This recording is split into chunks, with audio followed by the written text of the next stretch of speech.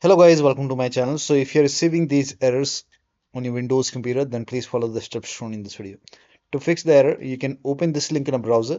The link is provided in the video description. Open this link in a browser. It will take you to Microsoft website. On this website, scroll down. Here you can see x86 and x64 files. So you have to install both x86 and x64. So click on it.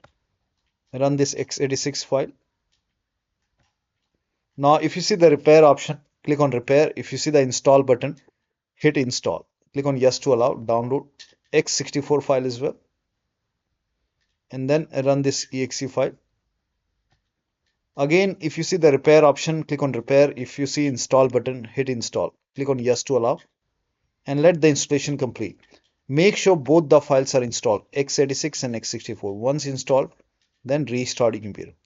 And after the system restart, you can try to open application or game, and you should not receive this error anymore. So that'll be all. Thank you so much for your time, and please like this video and subscribe to my channel.